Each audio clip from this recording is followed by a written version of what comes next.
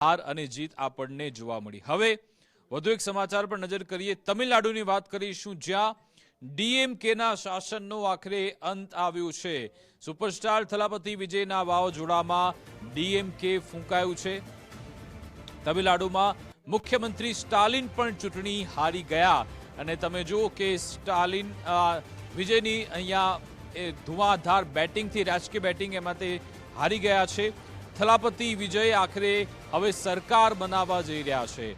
પૂરેપૂરી એવી સિચ્યુએશન છે, કારણ કે તમે બેઠકો જુઓ, તમિલનાડુમાં અત્યારે ચારે બાજુ વિજયની જ વાત થઈ રહી છે, કારણ કે 2 વર્ષ પહેલા પાર્ટી બનાવી પહેલીવાર એ ચૂંટણી લડે છે અને પહેલીવારમાં જ આવી જ્વલંત સફળતા મળી છે।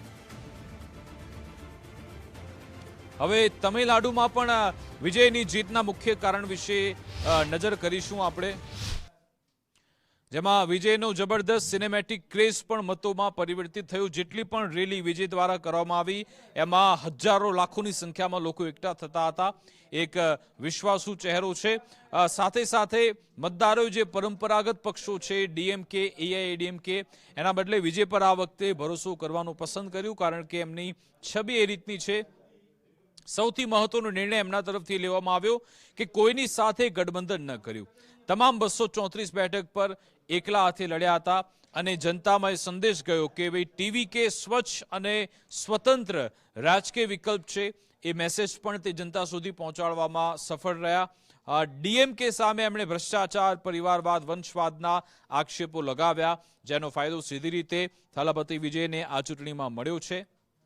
વર્ષોથી સક્રિય વીએમઆઈ ફેન ક્લબ રાજકીય સંગઠનમાં ફેરવાય, એટલે જે 20,000 જેટલા એમના જે ગ્રુપ છે, એમનું ફેન ક્લબ છે, એમણે ખૂબ મદદ કરી। સોશિયલ મીડિયા દ્વારા સામાન્ય જનતા સુધી તેઓ સીધો જ સંપર્ક એમણે કર્યો હતો અને તમે જોયું છે કે દર જગ્યાએ તો વિજય નહોતા પહોંચી શકતા, એટલે એમણે અલગ અલગ ટેકનોલોજીનો પણ ઉપયોગ કર્યો।